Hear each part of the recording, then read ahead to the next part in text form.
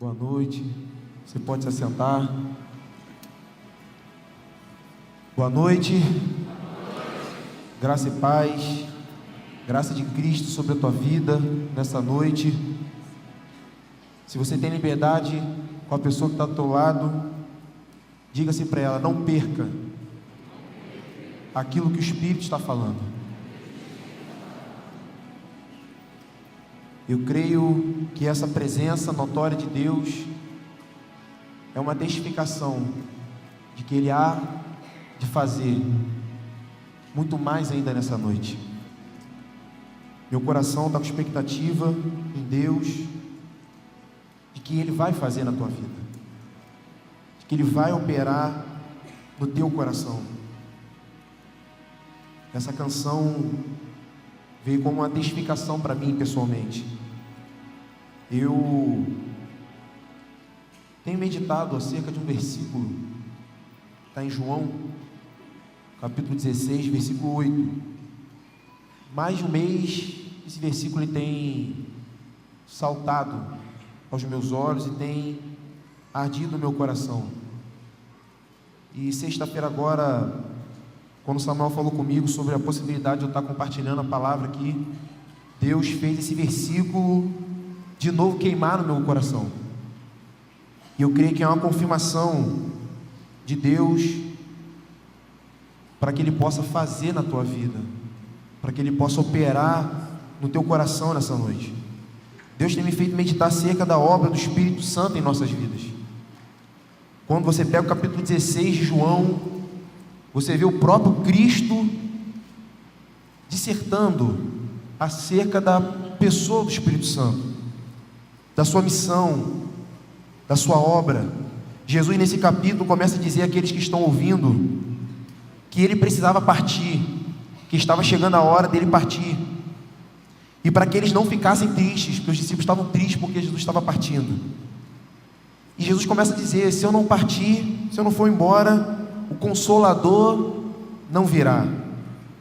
Então ele começa a descrever a missão do Espírito Santo. O nosso Consolador, no grego Paracletos, aquele que nos encoraja, aquele que nos ajuda. E na verdade o Espírito Santo ele tem um papel fundamental na tua vida. Diga isso para a pessoa que está ao teu lado: o Espírito Santo tem um papel fundamental na tua vida. Afinal, não precisa repetir isso, afinal, Ele opera o novo nascimento em nós. É o Espírito Santo que nos confirma, nos garante a salvação. É Ele que nos ensina e nos guia a toda a verdade. É Ele que nos assiste no momento de fraqueza. É Ele que produz o caráter de Cristo em mim e que produz o caráter de Cristo em você. Ele não só faz isso, mas Ele libera o poder de Deus para as nossas vidas. Ele é fundamental. Essa pessoa, a pessoa do Espírito Santo, que é o próprio Deus, que possui os atributos de Deus. O Espírito Santo ele é fundamental para a nossa caminhada. E aqui em João 16, eu queria que você pudesse abrir aí. Abra comigo aí em João 16. João 16, versículo 8. Nós vamos ler 4 versículos, e nós vamos nos atentar somente no primeiro. João 16, versículo 8 ao 11. Diz assim: quando Ele vier, Ele está falando da pessoa do Espírito Santo, convencerá o mundo do pecado, da justiça e do juízo. Versículo 9: do pecado, porque não crê em mim; da justiça, porque vou para o Pai e não me vereis mais; do juízo, porque o príncipe deste mundo já está julgado. A bem da verdade que o Espírito Santo ele foi enviado por Jesus. Jesus disse que iria enviar um Consolador para que os discípulos não ficassem órfãos, para que fosse completa a alegria dos discípulos. E na verdade o Espírito Santo foi enviado para dar continuidade à obra de Deus, a obra que Cristo iniciou aqui na terra. E Jesus disse que Ele teria uma missão. João 16, versículo 8, diz que quando o Espírito Santo viesse, ele nos convenceria do pecado. Diz assim comigo: convenceria do pecado, da justiça e do juízo. Portanto, ao analisar esse pequeno versículo aqui, esse versículo pequeno, nós podemos aqui perceber que existe uma obra do Espírito Santo inicial na nossa vida e que persiste até hoje. Só que é interessante que às vezes a gente olha para algumas pessoas ao nosso redor e parece que essas pessoas vivem como se essa obra do convencimento do Espírito Santo não tivesse sido realizada ainda na vida delas, seja por ignorância, por ainda não ter tido revelação, contato com a pessoa do Espírito Santo, ou então aquelas que já ouviram a sua voz, mas por causa da dureza ou da incredulidade do seu coração, continuam indiferentes a essa realidade. Aqui Jesus usa um verbo que é convencer. Se você pegar no Aurélio o significado desse verbo, aqui tem um significado muito interessante. Convencer diz respeito a fazer alguém ter convicção de alguma coisa, é provar para alguém que ela é culpada de alguma coisa, é fazer uma pessoa acreditar, é fazer uma pessoa crer. No grego, quando tu pega essa palavra, esse verbo convencer, no grego fala de expor a uma realidade, de expor a uma verdade, de expor um fato, de corrigir, de dar um alerta. Portanto, se o Espírito Santo ele precisa convencer as pessoas, se o Espírito Santo ele precisa convencer a mim, convencer a você, é porque algo estava errado, é porque algo não estava no seu devido lugar, e ele precisou dar um alerta para nós, e ele precisou nos mostrar que o caminho que nós estávamos trilhando estava errado. Quantos me compreendem? E o Espírito Santo ele tem esse papel fundamental de te convencer. Mas convencer de quê, Tiago? Aqui fala de convencer primeiramente do pecado. Jesus, ele diz que a primeira ação do Espírito Santo, quando ele descreve a vinda do Consolador, é nos convencer do pecado, é de mostrar a realidade do nosso coração, é de mostrar muitas das vezes a tua ou a minha independência, é de mostrar a condição de rebelião, às vezes uma vida pautada na mentira, às vezes um pecado de impureza. Se um dia, quantos receberam o senhorio de Cristo aqui? Se um dia você recebeu o senhorio de Cristo, foi porque houve uma obra do Espírito Santo em você. Ele te convenceu do pecado ao ponto de você abrir o teu coração para que ele pudesse habitar dentro de você. Amém ou não amém? Então o Espírito Santo ele te convenceu, e até hoje é assim. Se um dia nós pecarmos, cometemos algum pecado, o Espírito Santo automaticamente, na hora, ele vai acender uma luz dentro de nós, vai acender a luz vermelha, vai nos mostrar que nós precisamos nos arrepender, reconhecer a condição que nós pecamos e que estamos vivendo. É interessante quando você olha aqui, Jesus declarou que no versículo seguinte, logo no versículo seguinte, ele declara que ele estaria indo embora, mas por causa da incredulidade daqueles ouvintes, das pessoas, o Espírito Santo haveria de vir para convencê-las da condição dos seus pecados, para convencê-las do seu afastamento de Deus, do vazio do seu interior, da carência da presença de Deus. Se o Espírito Santo, amados, nos convencesse somente do pecado, eu posso dizer que aquela frase de Paulo teria todo sentido. Imagina o Espírito Santo te convencendo da condição de pecador, mostrando, jogando luz no teu coração e mostrando a condição de pecado que você muitas das vezes se encontra. E se ele parasse por aí, nós cairíamos naquela condição de Paulo, que ele diz: o bem que eu quero fazer não faço, mas o mal que eu não quero fazer, esse sim eu faço. Desventurado, miserável homem que sou. Se Paulo parasse aí nessa passagem, nós poderíamos pegar a Bíblia poderíamos pegar as Escrituras e jogar fora, porque nós não teríamos esperança. Se o Espírito Santo te convencesse, me convencesse somente da nossa condição de pecador, de que realmente nós falhamos, erramos o alvo, que o pecado significa errar o alvo, que desobedecemos, que estamos na malha da impureza, ou da rebelião, ou da mentira, ou da soberba, de tantos pecados. Não quero direcionar para um pecado específico, mas se o Espírito Santo nos convencesse somente disso, muitas das vezes viria um sentimento desesperador dentro de nós, iria vir um sentimento de falta de esperança. Mas Paulo declara aos Romanos, nessa mesma passagem, que ele diz que o bem que ele quer fazer, ele não faz, e o mal que ele não quer fazer, ele faz.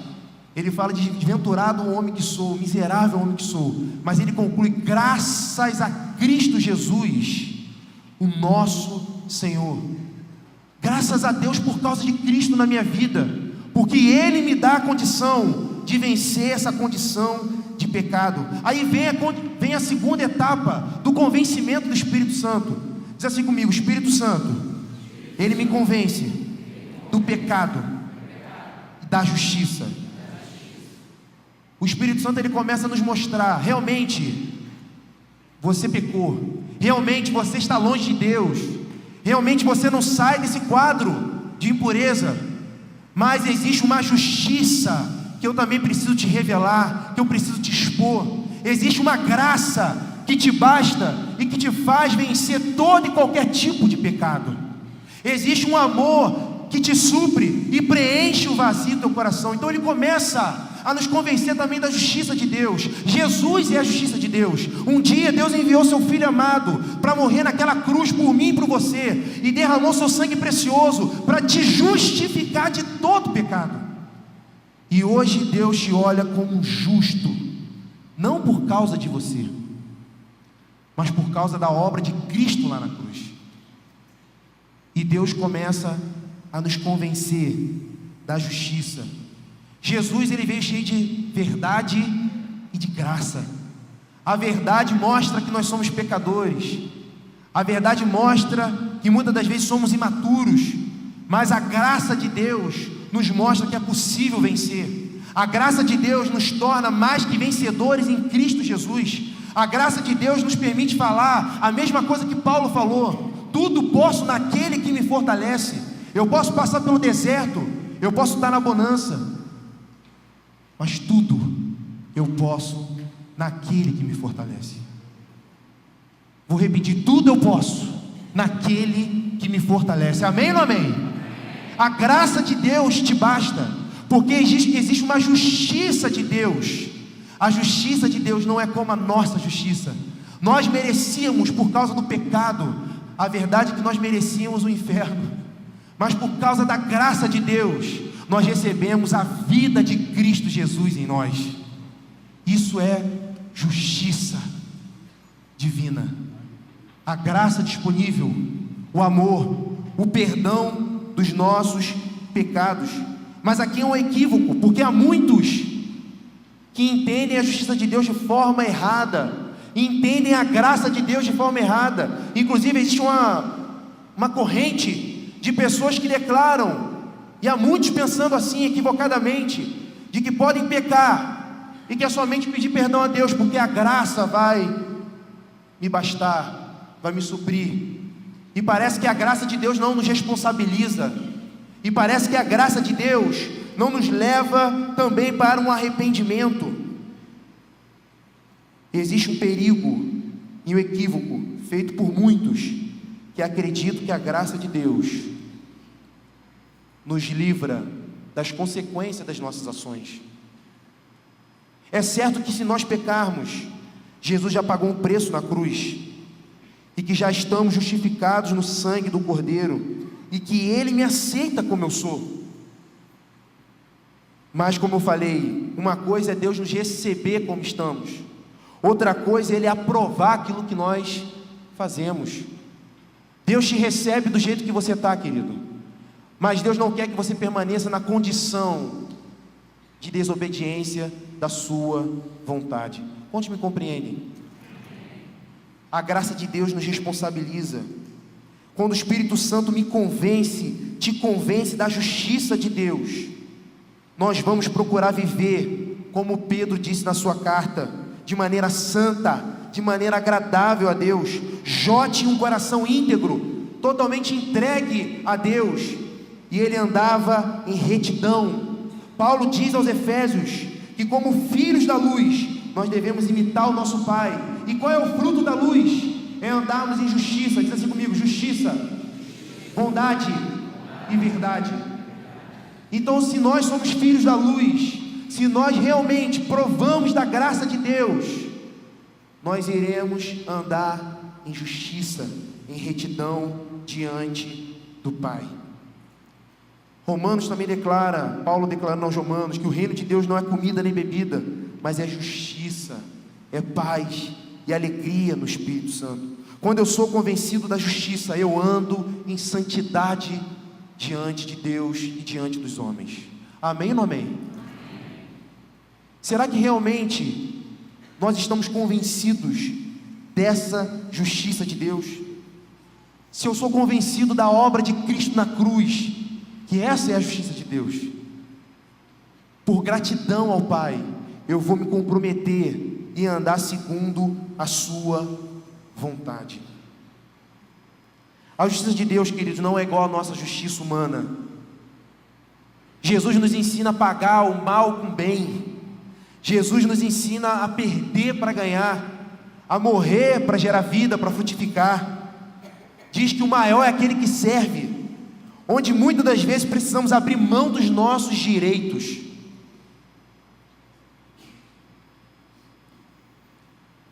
Sofrer o dano para ganhar, e por aí vai. O Espírito Santo, ele quer nos convencer do pecado e da justiça. Quantos me compreendem? Entretanto, volta aí no versículo 8. Dentro desse próprio versículo, ele não para por aí. A obra de convencimento do Espírito Santo não para por aqui. Ela se completa quando ele nos convence também de quê? O que está escrito aí? Do juízo. Isso quer dizer que se você e eu somos convencidos do pecado, somos expostos à realidade da justiça de Deus, mas ainda não nos posicionarmos, só nos resta sermos convencidos do juízo de Deus, do julgamento de Deus. Acerca desse tema aqui, juízo de Deus, eu ficaria horas e horas falando. Eu creio que o Senhor está nos alertando quanto a esse tema sobre o juízo. É certo que hoje nós temos ouvido falar que o Senhor tem julgado a nação. O Senhor tem julgado a nação brasileira, porque Deus não deixa o pecado ficar impune. Deus não deixa a nossa desobediência ficar impune. Nós sabemos que o juízo de Deus, ele aconteceu no passado, ele acontece no tempo presente, e o juízo de Deus acontecerá no tempo vindouro, no futuro. Jesus, há 2000 anos atrás, ele julgou o diabo e os seus demônios com a morte de Cristo lá na cruz. Ele sentenciou a condenação do diabo. Não só fez isso, mas ele aniquilou o domínio do pecado. O domínio do pecado sobre nós. Isso é um motivo de louvor, isso é um motivo de gratidão a Deus. Ele aniquilou o domínio do pecado e da morte sobre nós. A Bíblia declara em Romanos que não há mais condenação para aqueles que estão em Cristo Jesus, porque a lei do Espírito de vida nos liberta da lei do pecado e da lei da morte. Aleluia! Hoje você é livre do domínio do pecado. Hoje você não tem como mais ficar subjugado ao poder do pecado. Hoje você não pode mais ter medo de enfrentar a morte, porque Jesus lá na cruz, aniquilou o poder da morte e do pecado sobre nós. Esse foi um juízo, um julgamento no passado. Mas a palavra também, ela nos deixa claro que existe um juízo presente. Existe um julgamento presente. A própria palavra, ela nos julga. Mediante as nossas decisões, mediante as nossas escolhas, nós somos julgados pela palavra. Ao ponto de Deus declarar nos seus evangelhos, Ele declara assim, que aquele que crê e for batizado será salvo. Aquele que não crê será condenado. Já está condenado. Já existe uma sentença, um juízo para aquele que não crê na palavra, aquele que não crê no evangelho do reino. Isso fala de um juízo presente. Isso fala de uma condenação presente. Hoje, se você tomar uma decisão errada, não pautada na palavra, você colhe as consequências e os danos de não ter obedecido a palavra. Isso fala de juízo. Isso fala de um juízo de Deus sobre nós. Queridos, existe também um juízo futuro, um juízo vindouro. 3 domingos atrás, se eu não me engano, Toninho falou sobre a eternidade. Bem da verdade que toda pessoa sem Cristo um dia estará diante do grande trono branco, como diz em Apocalipse. E os livros, cada um aqui possui um livro da sua vida. Você pode dizer isso para a pessoa que está do teu lado? Você possui um livro, sabia disso? Existe um livro que estão escritas todas as obras da nossa vida, sejam más, sejam boas. Todas as obras das nossas vidas estão escritas em um livro. Cada um possui o seu livro, o livro das suas obras. Amados, um dia toda pessoa sem Cristo estará diante do trono de Deus e serão julgadas. E os crentes em Cristo também passarão por um tribunal, o tribunal de Cristo, onde Jesus não vai avaliar se será salvo ou não, mas irá dar a recompensa segundo a obra de cada um aqui. Segundo as nossas obras, nós receberemos ou não os nossos galardões, que são as recompensas. Romanos 2,16 diz que no dia em que Deus, por meio de Cristo Jesus, julgar os segredos dos homens, aquilo que você tem mais de oculto, aquele pensamento que você tem mais escondido dentro de você, que você acha que ninguém vai descobrir, que ninguém vai saber um dia Deus vai abrir a obra, as suas obras, vai passar um filme da tua vida, e Deus vai julgar segundo as suas obras, o teu galardão.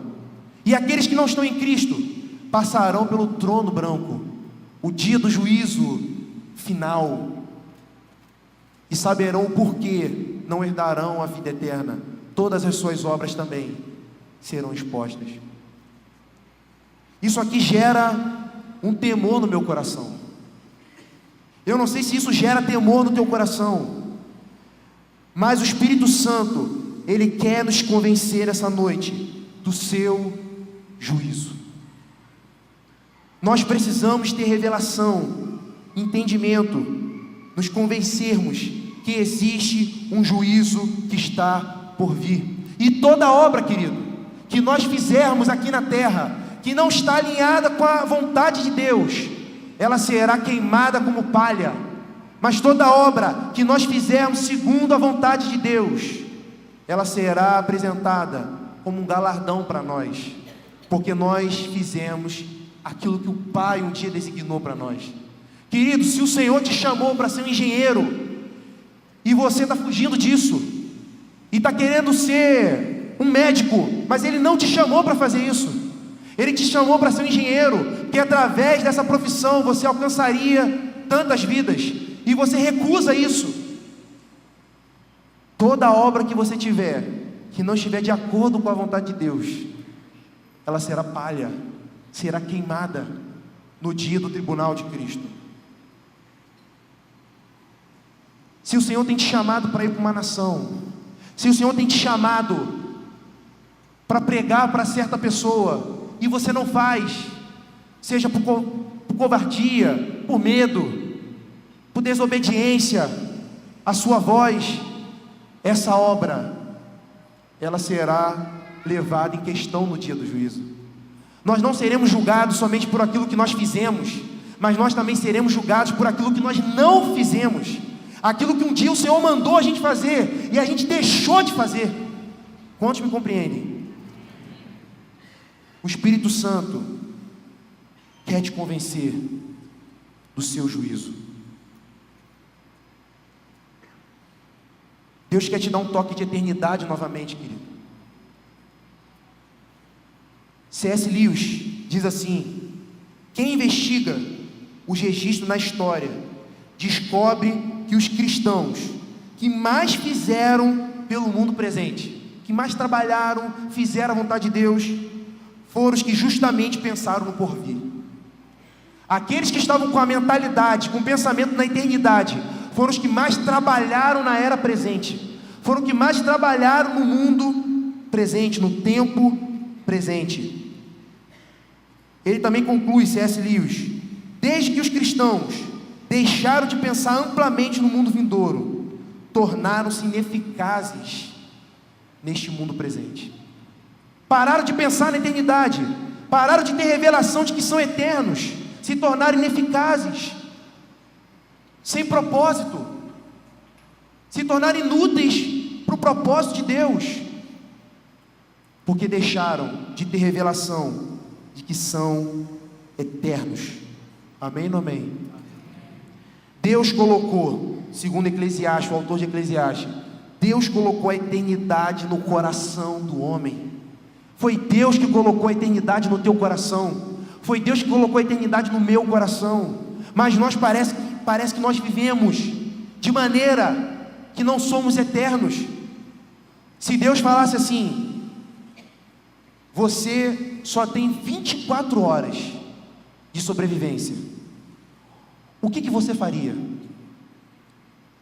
Amanhã às 19 horas você vai sair desse plano. O que você faria? Alguns aqui iriam tentar curtir o máximo a vida. Alguns aqui iam tentar aproveitar e fazer o máximo a vontade de Deus, para não comprometer sua eternidade.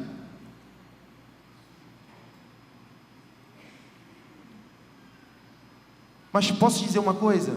Abre comigo em Tiago. Tiago 4:14.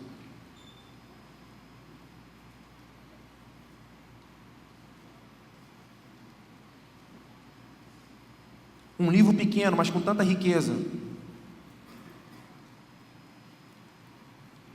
Livro de Tiago. Tiago capítulo 4, versículo 14. Olha o que diz ali: vós não sabeis o que sucederá amanhã. Que é a vossa vida? Sois apenas como neblina que aparece por um instante e logo se dissipa. Eu disse aqui que se Deus te desse 24 horas e dissesse para você: você tem 24 horas para fazer o que você quiser, sabendo que o que a gente vai fazer pode implicar na nossa eternidade. E eu disse que muitos aqui tentariam fazer a vontade de Deus, muitos tentariam curtir a família, tentar se voltar para si. Mas o livro de Tiago, capítulo 4, ele diz o quê? Que a gente não sabe o que vai acontecer no dia de amanhã. E ele pergunta: o que é a vossa vida? Mais uma vez, se você tem liberdade com a pessoa que está ao teu lado, faça a pergunta para ela: o que é a tua vida? Nossa vida é isso aqui, Nossa vida é isso, amados. O que é a nossa vida? Nós somos como neblina, diz ali. Apenas como neblina, que aparece por um instante e logo se dissipa. Amados, aquilo que nós fazemos com a cruz, Aquilo que nós fazemos com o que Jesus operou na cruz vai decidir onde nós vamos passar a eternidade. Aquilo que nós fazemos com a cruz, se a gente aceita a obra da cruz, a justiça de Deus, e assumimos um compromisso de viver em santidade, de acordo com a vontade de Deus, isso define onde nós passamos a eternidade. Quantos me compreendem? Aquilo que você faz com a cruz vai definir o lugar da tua eternidade, mas a maneira como nós vivemos como cristão determina como passaremos a eternidade, recebendo o galardão que o Senhor designou para nós ou não. A nossa vida, ela está descrita de acordo com a onisciência de Deus. Ele sabe de todas as coisas, todos os dias estão descritos para nós. Deus já tem programado toda a tua vida, até o final da tua vida, da tua existência. Deus já tem programado aquilo que Ele quer de você.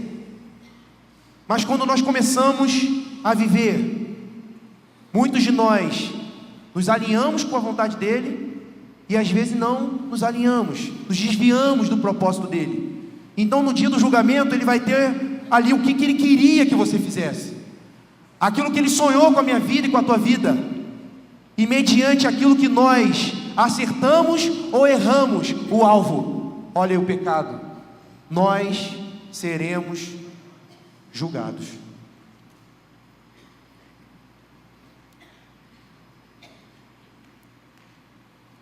E o que fazer?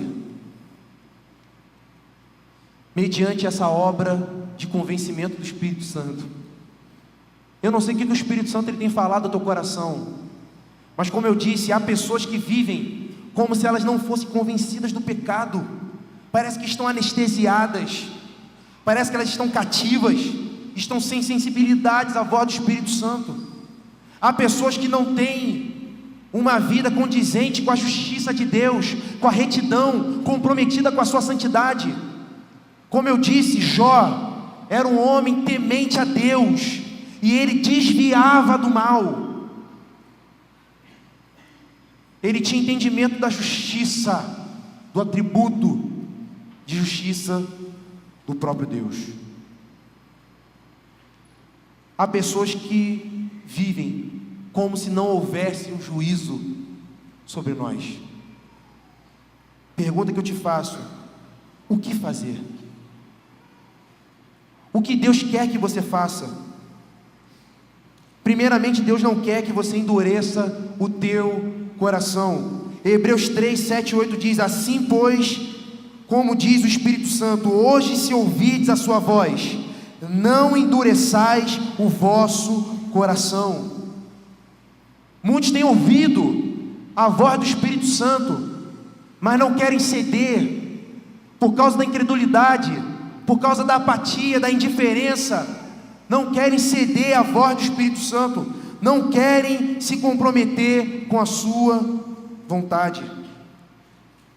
E o que fazer? Nós precisamos resgatar o temor de Deus no nosso coração.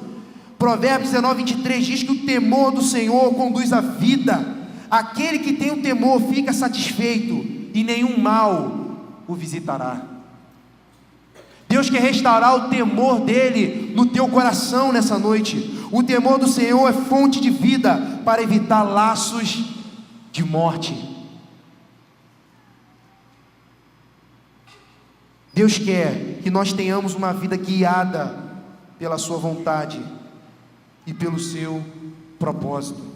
Efésios 5,17: por esta razão não vos torneis insensatos, mas procurai compreender qual a vontade do Senhor. Jesus declarou que a comida dele era fazer a vontade do Pai. Será que o nosso alimento tem sido ouvir a sua voz, descobrir a vontade do Pai e fazer a vontade do Pai? Será que a nossa vida está alinhada com o propósito de Deus? Como diz em Romanos 8:28, que todas as coisas cooperam para o bem daqueles que amam a Deus, daqueles que são chamados segundo o seu propósito.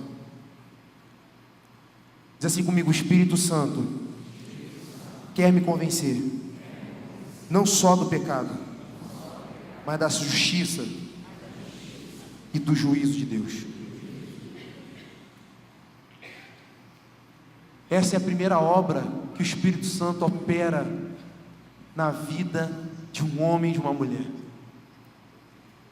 e que permanece até hoje.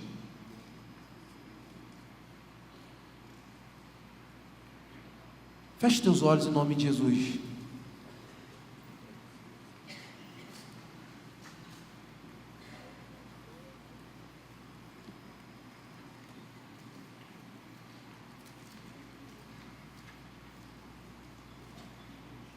Eu creio que como nós cantamos aqui antes da palavra, o Espírito Santo ele quer soprar aqui nesse lugar. Põe-se de pé em nome de Jesus.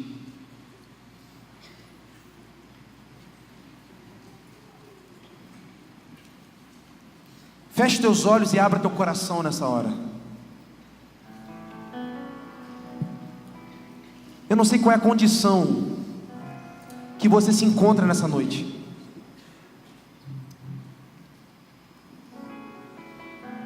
Mas Deus quer jogar luz no teu coração. Ele quer te mostrar os pecados que você precisa vencer e reinar. A luz de Deus, ela expõe a condição do nosso coração, porque Deus é a luz. Mas a palavra também declara que Deus é amor, e o amor ele cobre multidão de pecados. O amor de Deus ele não encobre, ele não esconde, mas ele cobre, e só tem como cobrir algo que está exposto, algo que está trazido para a luz. E isso é obra do Espírito Santo em nós. É o Espírito de Deus que te convence da condição de pecador. João declara que aquele que diz que não tem pecado é mentiroso, mas que se nós andarmos na luz, como Ele está na luz, Ele é fiel e justo para nos purificar de toda injustiça, de toda iniquidade. Ele é fiel e Ele é justo. O Espírito Santo ele quer te convencer nessa hora da condição do teu coração. Ele quer soprar aqui nessa noite e te convencer do teu pecado, te mostrar: ei, sai desse caminho. Ele quer te dar um alerta: sai desse caminho, sai desse pecado, sai dessa vida independente, sai dessa rebelião, sai dessa mentira, sai desse engano. Ele quer te convencer da sua justiça. Jesus, justiça de Deus, que morreu na cruz do Calvário e derramou seu sangue precioso para nos purificar, para nos lavar, para nos dar acesso à presença do Pai, para declarar sobre a tua vida que não há condenação para aqueles que estão em Cristo Jesus. Aleluia! Porque a lei do Espírito de vida te liberta da lei do pecado, do domínio do pecado, te liberta da morte. Portanto, você não tem como temer a morte. Onde está a morte? Nós temos a vida de Cristo. O Espírito Santo, ele quer te convencer do juízo. Existe um juízo sobre todos na face da terra. Como andam as tuas obras? O que você tem feito diante do teu Deus? Será que no final da tua carreira, porque todos nós estamos numa carreira, Paulo declarou: combati o bom combate, completei a carreira e guardei a fé. Todos nós estamos numa carreira. Todos nós temos um chamado. Todos estamos numa corrida. E ao final dessa corrida, será que você vai alcançar o prêmio, a coroa, o teu galardão? Como têm sido as tuas obras alinhadas com o propósito de Deus? Ou você tem feito aquilo que o Senhor não mandou você fazer? Oh, Espírito Santo. Sopra aqui, Espírito Santo. Sopra aqui, Espírito Santo. Sopra aqui, Espírito Santo. Só o Senhor pode nos convencer. Oh, Espírito Santo, só a tua presença pode nos convencer. É obra tua, Espírito Santo. Tenha livre curso aqui em nosso meio nessa noite. Faz a tua vontade, cumpre o teu querer, opera em nós, descortina a nossa visão, Senhor. Tira toda a dureza e incredulidade de coração. Eu declaro pés livres aqui, mentes livres, corações livres. Oh, oh, sai do teu lugar, querido. Deixa o Espírito Santo operar na tua vida nessa noite. Deixa o Espírito Santo começar algo em você, te convencer nessa noite, te dar uma nova história, começar um novo rumo, uma nova história na tua vida. Sai do teu lugar enquanto nós ministramos a canção, porque nós queremos orar pela tua vida, impor as mãos sobre você, para que verdadeiramente você viva aquilo que o Senhor sonhou para você. Que a tua vida esteja alinhada com o propósito de Deus, que a tua vida esteja alinhada com a vontade dEle. Oh, oh, Espírito Santo, opera aqui, Espírito Santo.